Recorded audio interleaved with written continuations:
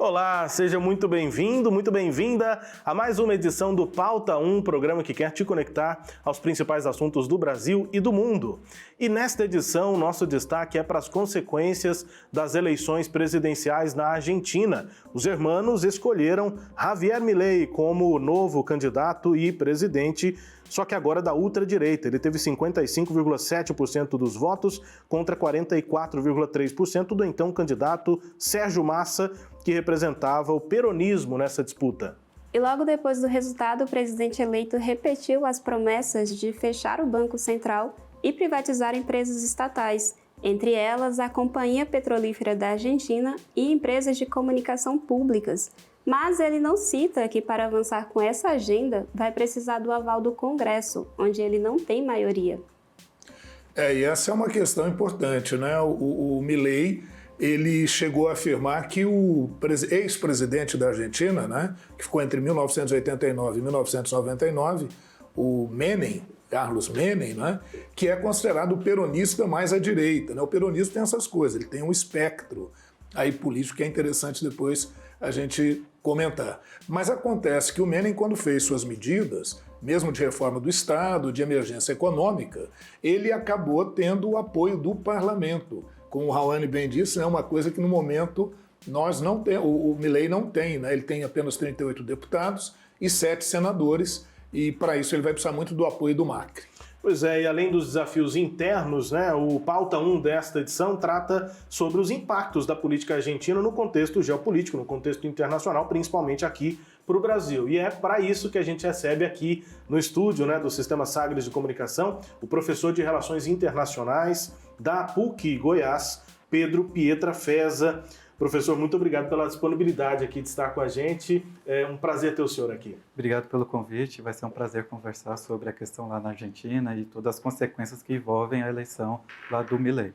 Bom, vamos começar assim bem pelo básico, né? A gente tem processos aqui dos quais a gente vai tratar, mas antes disso, quem é o Javier Milei, professor? Esse nome que a gente já repetiu, acho que muita gente que acompanha o noticiário internacional, naquele curto espaço de tempo, né, que muitas vezes as TVs dão, mas já ouviram esse nome e dizem, né, ouvem que é um nome da ultradireita.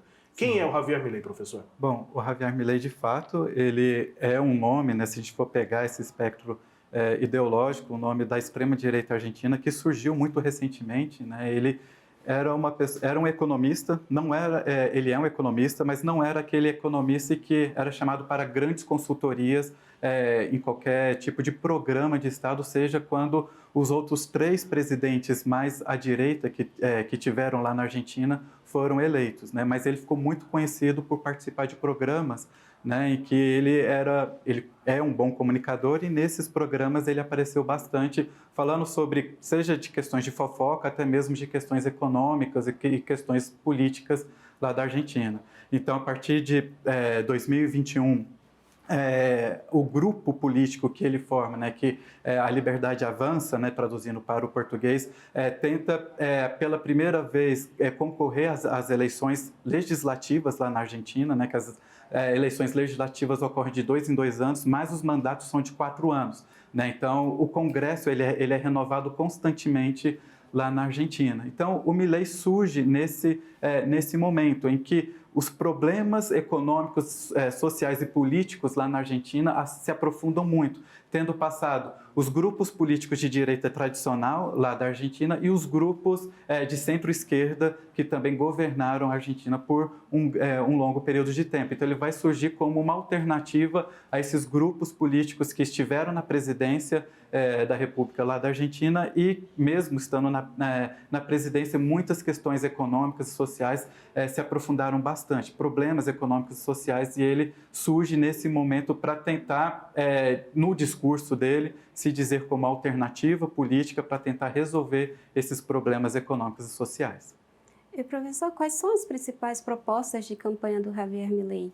Bom, vocês já mencionaram, né, algumas das principais propostas, né, que tem a ver com o fechamento do Banco Central, né, lá da Argentina, por dizer que, bom, ele não serve para nada, uma vez que ele não tem, né, muitas condições de controlar a ideia da política monetária, né? Então ele faz no discurso do Milei, na proposta do Milei, você tem uma instituição de Estado que a principal função dela é de você estabilizar a moeda e por conta de todos os problemas inflacionários, questões de câmbio que nós temos lá na Argentina, não estava resolvendo esses problemas. Então esse talvez seria, como o telespectador pode ver nos noticiários, a principal campanha, a principal proposta que vai fundamentar as outras, né, que é uma liberalização geral da economia argentina, né? Ele propôs já você ter todo um processo de desregulamentação de preços que estava sendo implementado pelo candidato que foi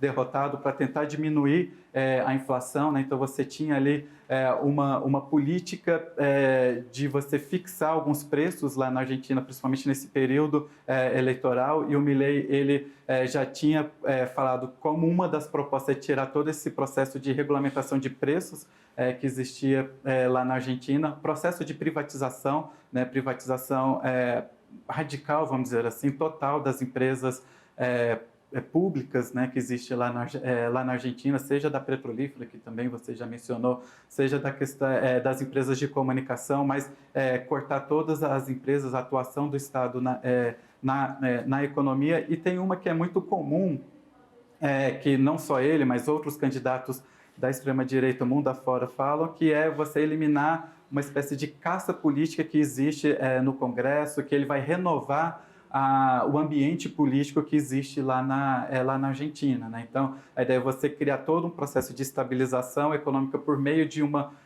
liberalização total da economia argentina, sem uma interferência muito grande do Estado na economia, e uma renovação política são as bases ali das propostas que o Milei trouxe. Pois é, professor. Agora, uma questão interessante, né, é que o Milei, com todas essas suas propostas, ele não fala exatamente como é que ele vai viabilizar isso. Por exemplo, o processo de dolarização, né? A dolarização pode ser formal ou informal. Na Argentina, ela é informal, quer dizer, quando você ainda mantém a moeda do país juntamente com o dólar servindo como parâmetro. Agora, transformar, como o Equador já fez, o dólar na moeda corrente, o senhor acha que isso funciona? Bom, de fato ele não fala, né, que foi como que ele vai fazer essa dolarização. Ele até já amenizou um pouco como que vai fazer esse processo, né, de você criar segundo, né, a versão dele, uma estabilidade monetária por meio da dolarização da economia. O plano de governo do Milei não entra muito em detalhe, e depois, quando ele é eleito, ele também não vai aprofundar muito nisso. Ele, inclusive, ele chama para o Ministério da Economia e também para a presidência do Banco Central argentino pessoas que, durante a campanha, criticavam essa dolarização da economia argentina. Então, ele tendo ali que fazer negociações com o Congresso, uma vez que o grupo político desses dois ministros e presidente do Banco Central são do grupo do Macri, que conseguiu, né, 97, né, Sim, deputados, né? Isso, são 97 deputados nacionais, que eles chamam lá. Ele vai ter que formar um governo de coalizão, né, não só com o partido dele.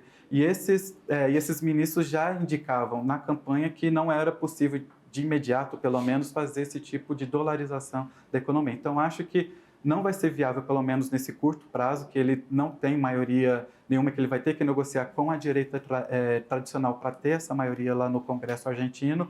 E, dependendo de como for, porque as projeções, inclusive dos economistas que estão apoiando ele, que nesse início de governo a pobreza vai aumentar ainda mais, vai ter um processo inflacionário ainda maior, né, por conta das medidas que ele está propondo. Então, ele próprio avisou isso no discurso dele, né? Agora, eu queria perguntar para o senhor também o seguinte, ele vai ter que colocar em prática pelo menos algumas das coisas que ele falou.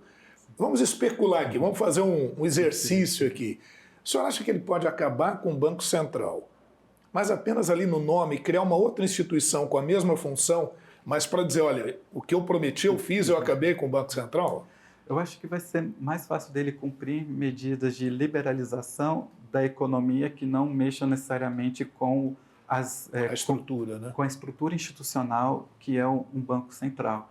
Então, ele pode, uma das propostas é transformar em SA, né, em sociedades anônimas das empresas públicas, que pode facilitar o processo de privatização. Acho que ele vai começar por aí. E todo o arcabouço institucional, então, isso vai ficar por um período posterior, principalmente após as eleições de meio termo. Professor, a gente vai falar bastante ainda sobre economia, sem dúvida é o principal assunto, né? Foi o principal assunto da campanha presidencial lá para os argentinos e continua sendo o que mais pega, né, digamos assim, na rotina dos argentinos, acho que é a principal demanda. A gente vai voltar mais sobre isso. Mas ainda para a gente estabelecer essa base inicial para a nossa conversa, por que a ultradireita ou a extrema-direita vence agora as eleições na Argentina depois de tanto tempo, né, de peronismo, de centro-esquerda, um governo de centro-direita do Maurício Macri, e aí veio o Alberto Fernandes, que nem foi candidato à reeleição, que agora entrega lá a faixa presidencial, enfim, né, o cargo para um candidato de ultradireita. Por que os argentinos acabaram tomando essa decisão?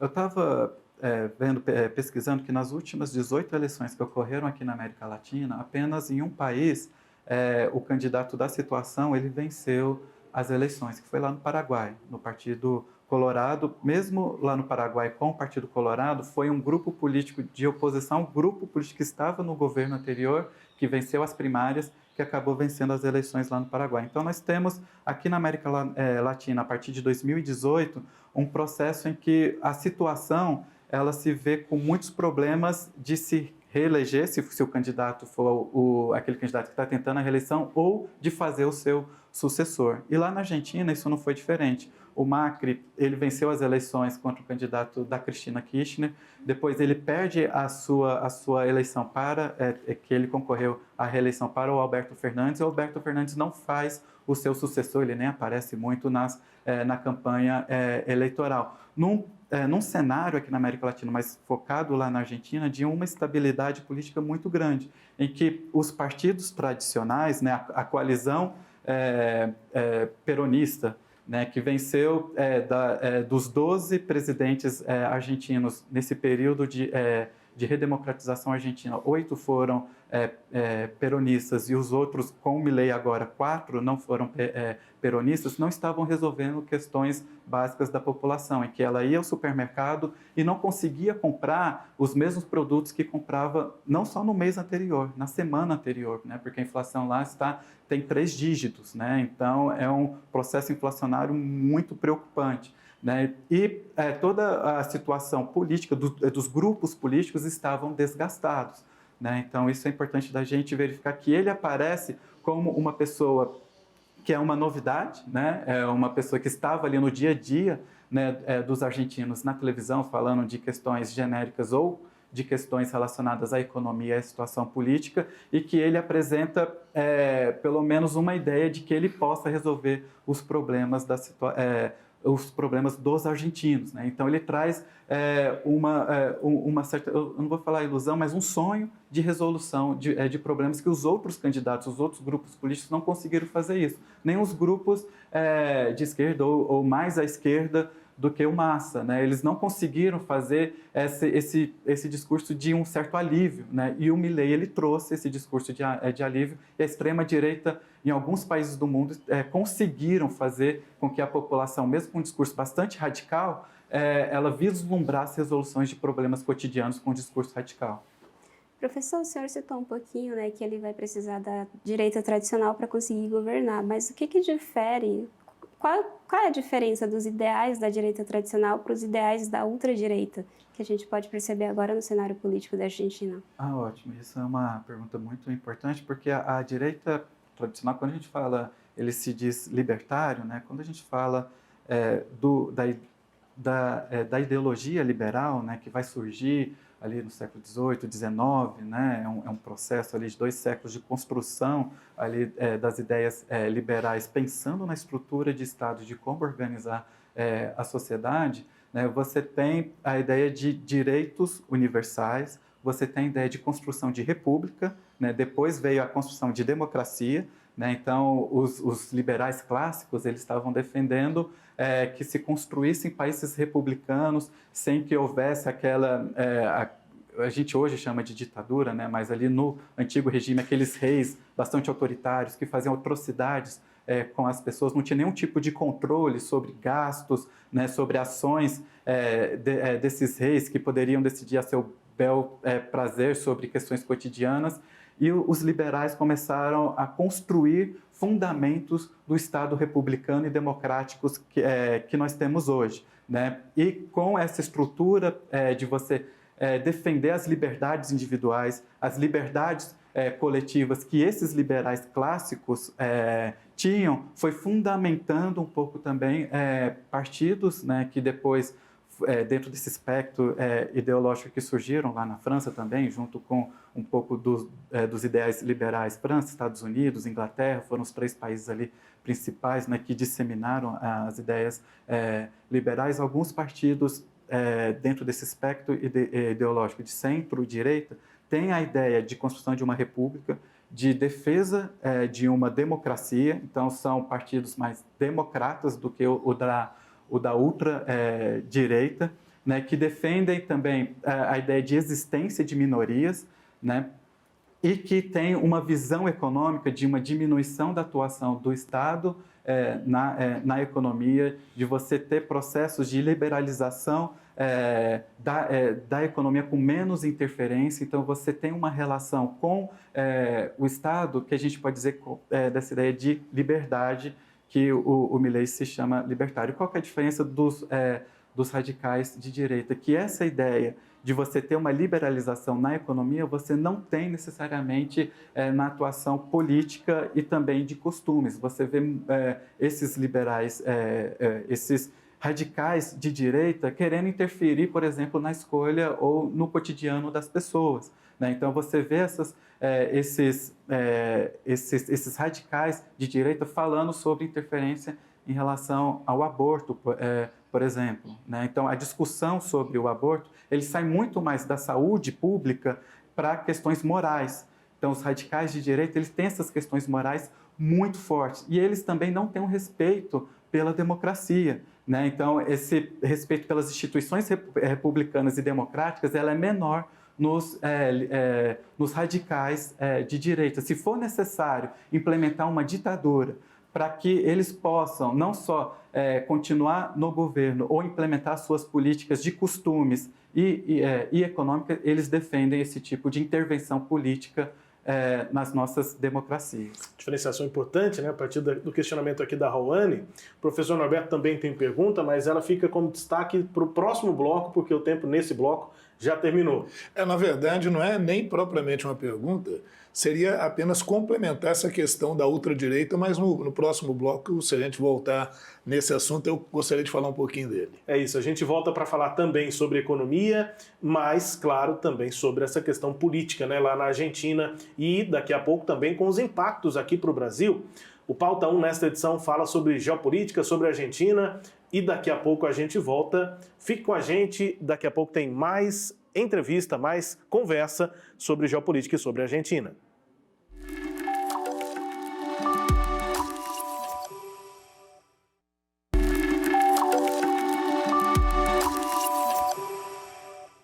Já estamos de volta com o Pauta 1 nesta edição, conversando sobre o cenário aqui na América Latina, no mundo. A partir da eleição na Argentina, os hermanos escolheram Javier Milei da ultradireita. Para essa conversa com o professor Pedro Pietrafesa, professor de Relações Internacionais da Pontifícia Universidade Católica aqui de Goiás, a PUC. Comigo para essa entrevista, jornalista Rawane Rocha e também o professor de História e Geopolítica aqui da Sagres, Norberto Salomão, com continuidade em relação ao assunto político do primeiro bloco, professor. Eu queria só fazer uma reflexão sobre essa questão do avanço da ultradireita no mundo. Eu acho que é importante que a gente perceba que os discursos anteriores, eles envelheceram, e eles envelheceram mal. Então hoje a gente vive aquilo que alguns autores chamam de crise das metanarrativas. O que são essas metanarrativas? Aqueles ideais de um mundo universalizado, aqueles ideais da paz mundial. Esses ideais, eles não conseguem, curiosamente, comover as pessoas mais. As pessoas estão muito mais preocupadas com questões pessoais e mais, com questões, inclusive, místicas e religiosas. E é aí que a ultradireita entra. A ultradireita vem com um discurso radical. Você imagina, como é que alguém pode votar em um cidadão que propõe acabar com subsídios na educação, que propõe acabar com subsídios no sistema de transporte. Ora, se eu sou um sujeito pobre, eu não vou conseguir ter acesso a esse serviço. Mas mesmo assim eu não só voto nesse candidato, como eu vou às ruas e em sinal de apoio a ele. O que explica isso? E aí bem disse o professor Pedro aqui, é porque concomitantemente, ou seja, ao mesmo tempo em que eu tenho esse discurso mais radical e tudo, eu também vou lá para a agenda dos costumes e não fico só aí. Eu vou flertar, se não até fazer um concubinato, digamos assim, com aquelas correntes religiosas mais conservadoras, porque ali é um nicho de eleitores muito importante. A gente viu isso acontecer no Brasil, a gente viu isso acontecer lá em alguns países no leste europeu, e na América Latina não é diferente. Então a gente vive essa onda que pega muito mais pela desilusão das pessoas com a maneira com que as tradicionais vertentes políticas se conduziram. E óbvio, né, aquele discurso que é do povão, que é do boteco, que é da esquina. Todo político é ladrão, os juízes não julgam direito, as instituições não funcionam. O que é, obviamente, um elemento muito importante para fundamentar, se for o caso. O professor até falou que eles não têm apreço pela democracia.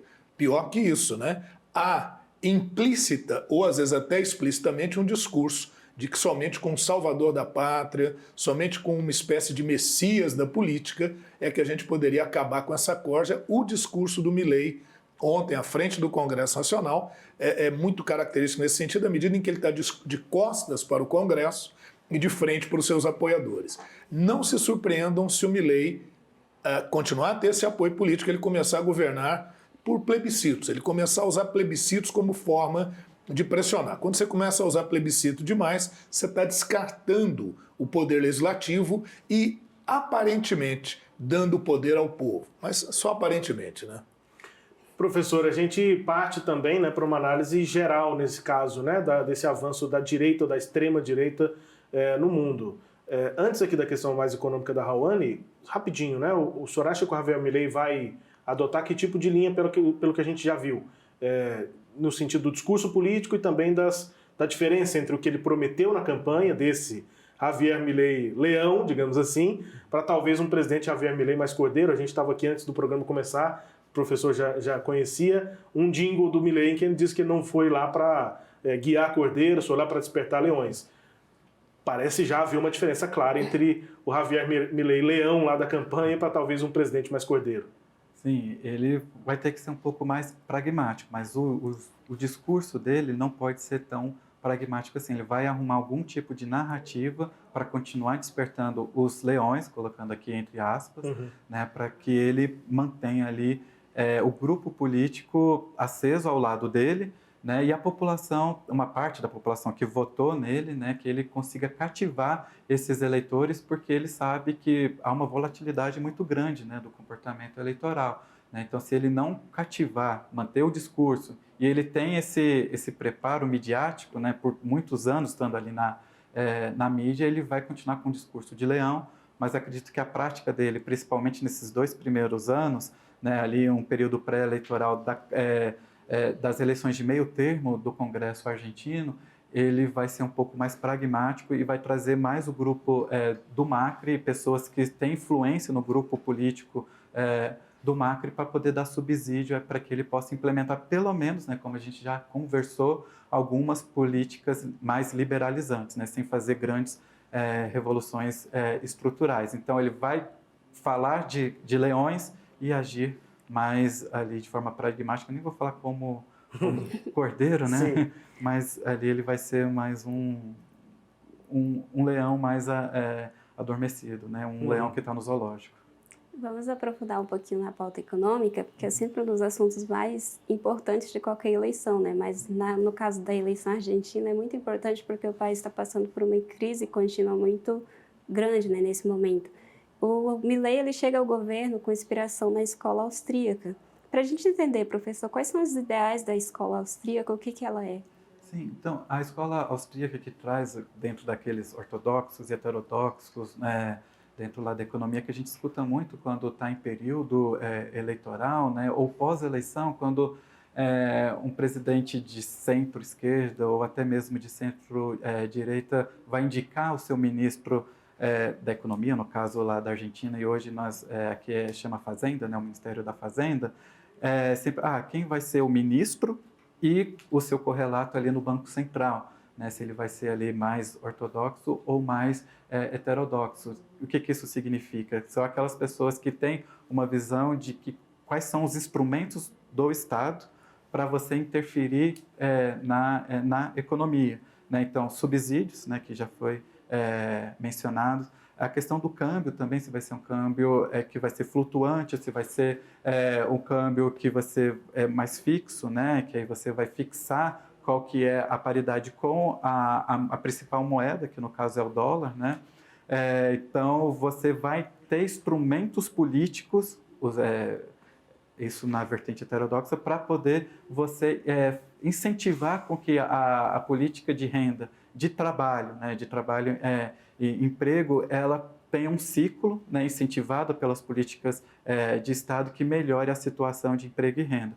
Os ortodoxos, que a escola austríaca que influenciou, inclusive algumas políticas aqui na América Latina desde a década de 70, que algumas dessas políticas foram implementadas pelo Pinochet lá no Chile, e depois alguns governos democráticos eleitos após o fim da ditadura continuaram a política liberal que foi implementada pelo Pinochet. Lá na Argentina também, o Menem, né, como Sim. você mencionou que foi um peronista, mas lá o Partido Justicialista, ele tem essas dinâmicas internas, né? É um espectro muito grande, né? Também implementou essas políticas liberais lá da escola austríaca, né? E aqui no Brasil também, não só o último governo, mas foi implementado algum tipo de política lá na década de 90, começando ali com o Collor, né, depois Itamar Franco, que fundamentou o tripé econômico ali do Plano Real, que deu ali a estabilidade econômica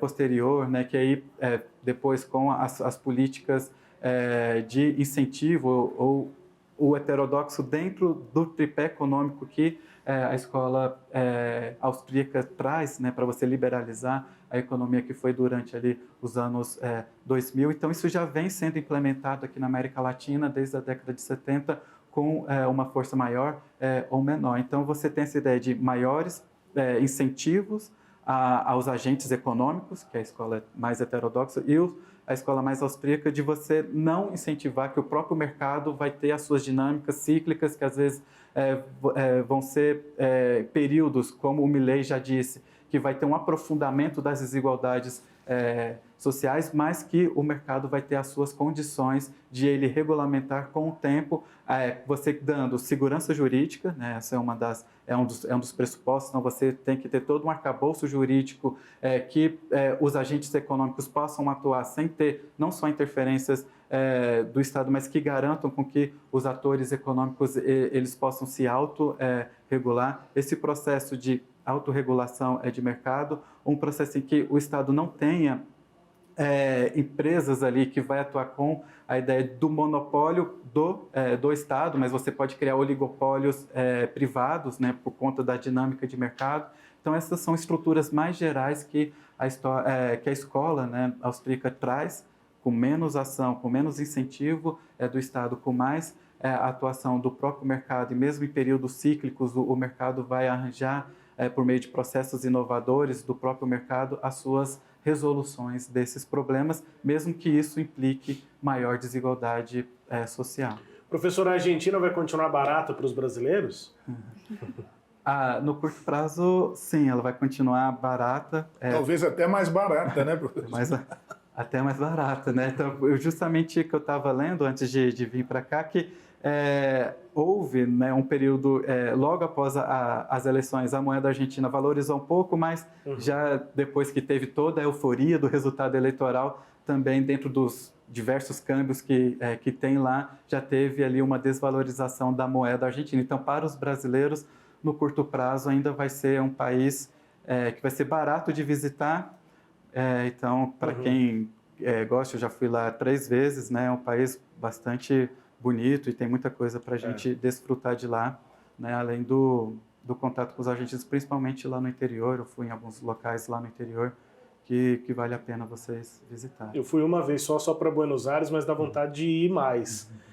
Mas também fiz uma viagem só, fui para Montevidéu e depois para Argentina. Gostei tanto quanto dos dois países. E para o Uruguai também é bem interessante. E também não tão caro, né? Você foi de bookbus? Fui de bookbus, de legal. Colônia del Sacramento para Buenos Aires. Pensei que eu ia ficar enjoado, porque é uma lancha grandona, uma né? lancha grandona. Uma lancha bem grande. Mas não fiquei nada enjoado. Nem tomei Dramin. Professor, só para ir direcionando, né? Essa pergunta tem a ver com a relação entre o peso e o real, né? Sim. E, enfim, essa relação dos resultados, das consequências da eleição do Javier Milei para a Argentina, a gente já falou bastante, mas também para o Brasil, né?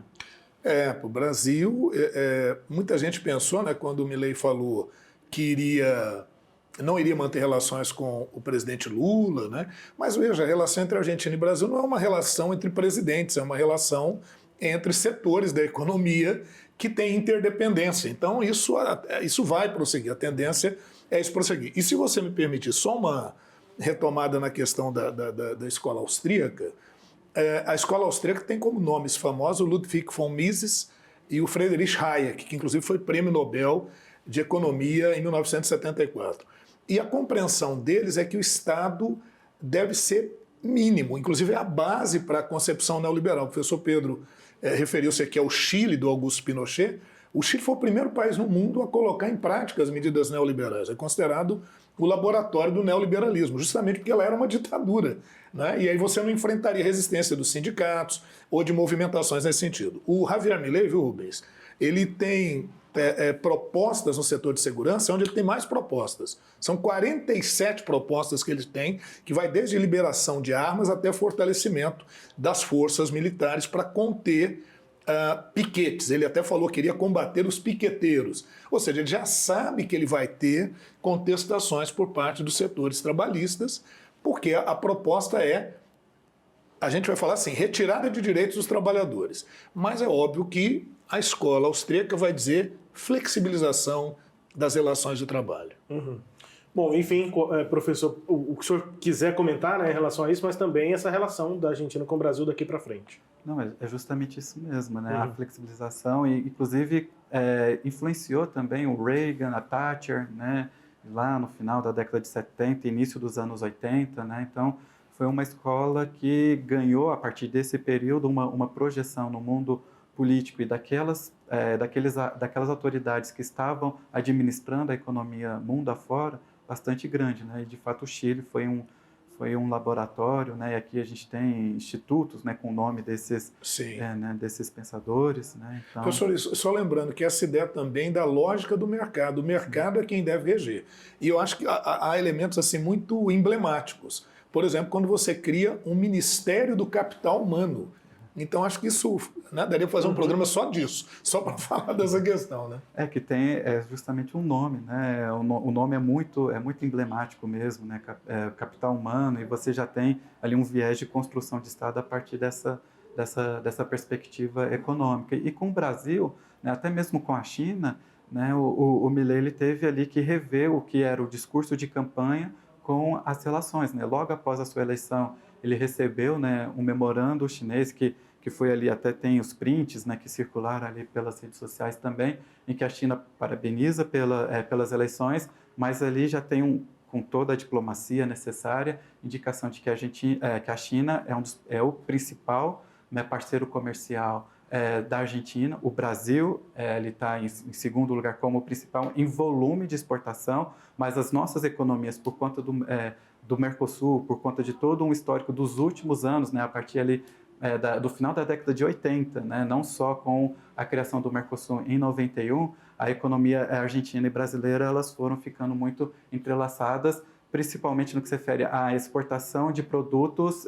que tem algum tipo de capital, né, que você tem transformação, né, industrial, né? Então, nós exportamos para eles produtos industrializados e eles também exportam para nós produtos industrializados. Se a Argentina for para o restante do mundo ou para o norte global, né, que é como a gente chama hoje, os produtos que são exportados para esses países são produtos primários, não são produtos industrializados. A Argentina tem menos capacidade competitiva de exportar os seus produtos com algum tipo de transformação para esses países do que para o Brasil. por exemplo. Então, a relação entre Brasil e Argentina, independentemente do governo que está lá, é muito importante. Tá? Então, hoje é o Lula, né, que é o presidente brasileiro. Então, para o Milei, vai ser com o Lula, né, com o governo Lula, com quem ele vai ter que se relacionar. Tanto é que veio, né, a ministra de Relações Exteriores aqui para o Brasil, num final de semana, trazer o convite para o Lula participar da posse e falar que o Milei está aberto ao diálogo. A gente vai continuar falando sobre cenário geopolítico a partir aqui, né, da eleição na Argentina, a eleição de Javier Milei, com o professor Pedro Pietrafesa no Pauta 1. Intervalo rápido, daqui a pouco a gente volta com o último bloco. Fique com a gente aqui no Sistema Sagres.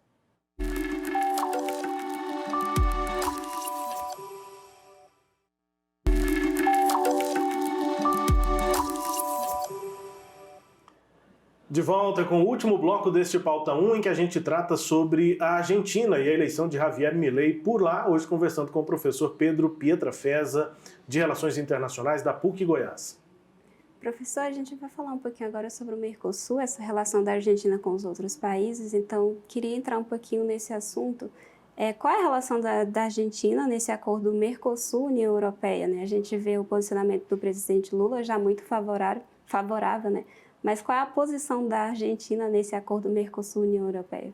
Bom, a princípio havia um questionamento do candidato em relação ao acordo Mercosul e União Europeia. Esse seria o maior acordo de livre comércio, né, por envolver um volume de transações muito grande entre países, né? Então você tem ali 27, né, países europeus, né, eram 28, mas o Reino Unido saiu, né, com os países aqui do bloco. A Venezuela tem todas as questões, mas os 4 países aqui do bloco, então isso seria um grande acordo de livre comércio.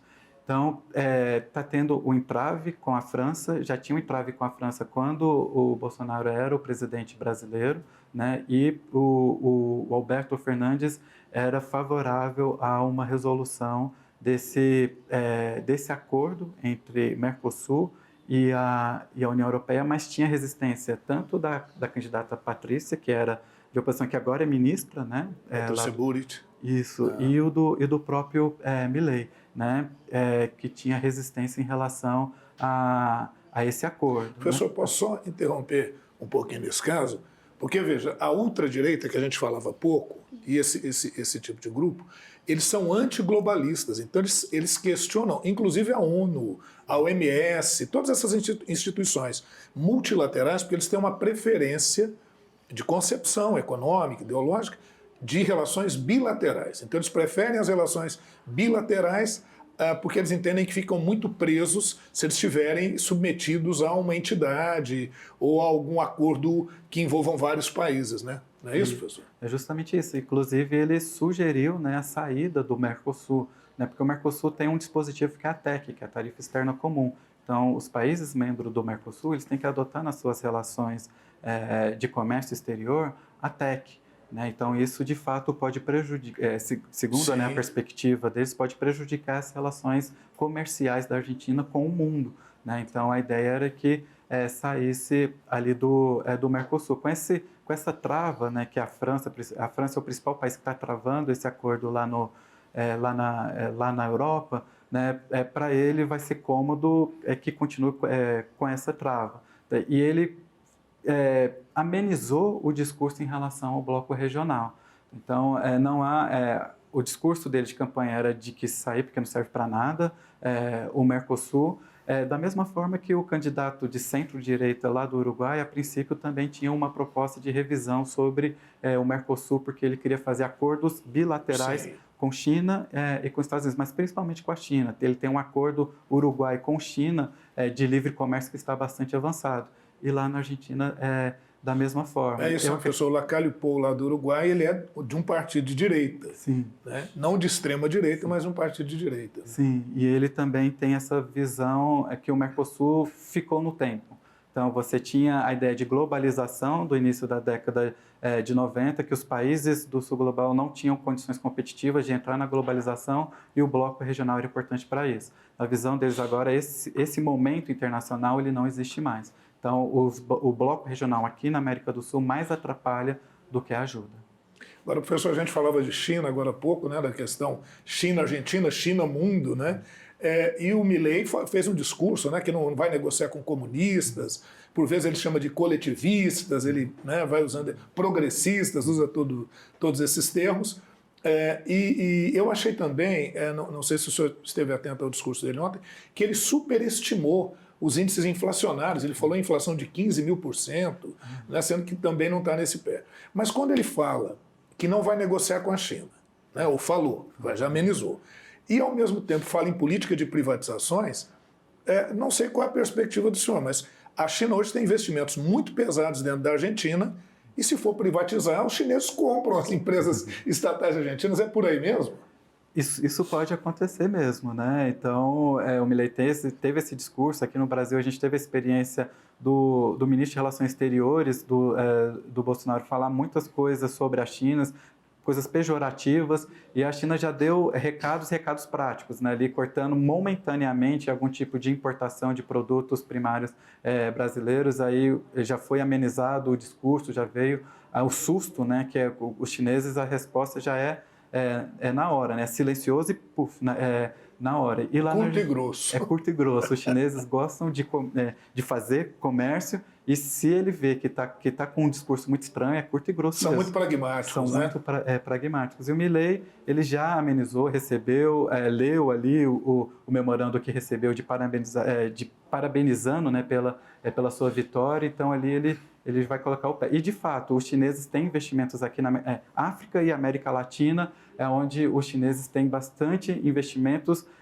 diretos, né, inclusive. Né? Então, aqui no Brasil tem algumas joint ventures que empresas chinesas têm capital investido, e na Argentina da mesma forma, principalmente na questão de energia, né, e na questão de infraestrutura. Né? Então, eles estão atuando bastante aqui na América Latina, minério, né, questões energéticas e questão de infraestrutura. Se for privatizar, e dependendo de como for o edital, né, de venda, e permitir a atuação dos chineses, eles vão vir pesado para poder comprar. Professor, aí, além da questão da Argentina, né, aproveitar a presença do senhor aqui, e essa edição que a gente trata sobre relações internacionais, né, dois assuntos ainda chamam muito a atenção, né, nesse cenário. Primeiro, mais recentemente, né, o conflito entre Israel e Hamas, e já, né, já estamos para completar 2 anos, né, do conflito entre Rússia e Ucrânia, da invasão russa à Ucrânia. Vamos começar por esse último, né, o que começou primeiro, lá em fevereiro de 2021, é isso, né? 2022, isso. Na verdade, 2024 completa 2 anos. Isso. Fevereiro de 2022. Não há perspectiva para o fim, professor, desse conflito? Continua, né, aquela guerra ali com avanços de lado a lado, né? Em alguns momentos a Ucrânia avança, depois a Rússia retoma algumas ofensivas. Qual é a perspectiva que a gente tem hoje sobre esse conflito? Esse conflito é muito caro para o Putin. Ele já avisou que vai concorrer novamente às eleições, né, lá na Rússia, e qualquer indicação de fraqueza nesse conflito pode comprometer o poder autoritário que ele tem. Então, são eleições que a gente tem que olhar um pouco com algum tipo de desconfiança, né, do resultado, se não permitir que os candidatos oposicionistas eles possam participar de uma forma mais plena. Né? Então, a gente tem que olhar com as eleições russas com uma certa preocupação, e a guerra lá na Ucrânia, ela é uma das temáticas. Há uma repressão muito grande lá na Rússia sobre a opinião pública. Já havia questionamentos, inclusive, de jornalistas, né, ao vivo, criticando a invasão russa lá na Ucrânia. Homens jovens, tentando fugir da Rússia para não ser recrutado para caminhar para a morte, né, porque eles vão ser enviados ali para o fronte, tiveram muitas baixas. Então, acredito que não vai ser um conflito que vai ter uma resolução agora, no curto prazo, se o Putin não, segundo ele, alcançar ali o objetivo dele de guerra. Então, e ele não vai conseguir no curto prazo, né, não há indicações que ele vai conseguir uma ocupação mais estável, né, do território ucraniano, derrubar o presidente Zelensky, impor ali alguém da sua confiança no curto prazo. Então, acredito que não vai resolver nos próximos meses. A comunidade internacional já fez tudo o que podia fazer, com sanções à Rússia, enfim, porque o conflito continua, né, professor? Já fez tudo o que poderia ter feito, porque não existe um poder sobre as nações, né? A ONU e os organismos internacionais são como condomínios, né? São os votos ali. E justamente para que a ONU pudesse sobreviver àquilo que for a Liga das Nações, criou-se o poder de veto para os membros permanentes do Conselho de Segurança. E esse Conselho de Segurança ele é rachado, né? De um lado você tem Estados Unidos e Reino Unido, do outro lado você tem Rússia e China, e ali, como no movimento pendular, você tem a França de acordo com a sua conveniência. Então isso impede que o Conselho de Segurança da ONU possa aprovar qualquer medida de intervenção nesse conflito, como também impede, por exemplo, os Estados Unidos vetou agora um cessar-fogo lá na região de Israel. Então, isso dificulta muito. Muita gente fica falando, né, às vezes sem conhecer, por que a ONU não faz nada? Então essa ONU não serve para nada. Não é isso, é a própria estruturação da ONU não dá a ela esse tipo de poder sobre as nações, exceto se houver a aprovação do Conselho de Segurança, que é composto por 15 membros, 10 rotativos, mas quem apita mesmo são 5 permanentes, né? Professor, sobre o conflito entre Israel e Hamas, queria saber sobre como os outros países podem se posicionar na intervenção desse conflito, porque ele, além de ser um conflito por território, né, na questão política, ele também tem um componente religioso. Como o componente religioso afeta o conflito e a posição dos outros países em relação ao conflito que está acontecendo entre Israel e Hamas? Essa questão religiosa é muito interessante, até quando a gente vê aqui a população, aqui no Brasil, a opinião pública, se posicionando em relação ao conflito, né? Então, muitas vezes, eles justificam o seu posicionamento por conta da religião, né? Então, esse aspecto religioso, ele é muito importante e em alguns países, por exemplo, lá nos Estados Unidos, isso tem um apego que a gente já está entrando no período pré-eleitoral e isso pode prejudicar principalmente a forma como o Biden, né, o atual presidente, ele vai atuar nesse conflito. Num primeiro momento, ele foi bastante pró-Israel e algumas pesquisas de opinião pública lá nos Estados Unidos identificaram que pessoas que se identificam como democratas, eles não estavam apoiando a forma como o Joe Biden estava se posicionando no conflito por conta de tudo que o Estado, que o exército de Israel está fazendo com a população lá da Palestina, né? Numa ideia de diferenciar Hamas e a população argentina, né? Então, esse espectro religioso, ele está dificultando muito dessa percepção do que foi aquele ato horrível que o Hamas fez e repetiu depois, né, naquele período de trégua, né? Então, foram 2 atos que nós temos, né, que são atos condenáveis com a população lá da Palestina, né? Com essa ideia do povo judeu, né? Quem é o povo judeu na Bíblia, né? Então, países eminentemente ou protestantes ou católicos, né? As suas lideranças e essa pressão religiosa é forte também em períodos eleitorais, estão tendo um pouco de dificuldade de pedir um cessar-fogo de Israel contra a população palestina que tenha uma forma de combater o Hamas que não seja dizimando, né, ou destruindo todo o território da faixa de Gaza. Professor Pedro Pietrafesa conosco aqui nesse Pauta 1, né, especial, digamos assim, nesse sentido, porque normalmente, né, o Pauta 1 aqui se dedica a temas nacionais, seja até regionais aqui do nosso estado de Goiás, mas dessa vez a gente fala sobre o contexto internacional, partindo da questão da Argentina, mas agora nesse finalzinho também tratando sobre os conflitos lá entre Rússia e Ucrânia e Israel e Hamas. Professor, queria agradecer demais a presença do senhor aqui, contar, inclusive, né, com a disponibilidade do senhor para, em outros momentos, a gente voltar a falar sobre o cenário internacional. Inclusive no programa que a gente tem aqui semanalmente, que trata especificamente sobre o cenário internacional, que é o Sagres Internacional, comigo e também com o professor Norberto Salomão. Então, obrigado pela presença aqui hoje e fica o convite. Obrigado, agradeço o convite, estou sempre à disposição. Professor Pedro Pietrafesa, conosco aqui nesta edição do Pauta 1, que também teve a jornalista Roane Rocha e o professor de História e Geopolítica Norberto Salomão, além da minha presença, Rubens Salomão. Obrigado a você também que nos acompanhou até aqui nesta edição do Pauta 1. Fica aqui o recado, né? A gente está conectado aqui pelas redes sociais e você mandando mensagem para a gente pelo Twitter, pelo Instagram, sempre @Sistema Sagres, no Facebook também, você pode definir aí qual vai ser a nossa próxima pauta. Obrigado pela companhia e pela audiência de sempre. Continue conosco aqui no Sistema Sagres de Comunicação e até a próxima pauta.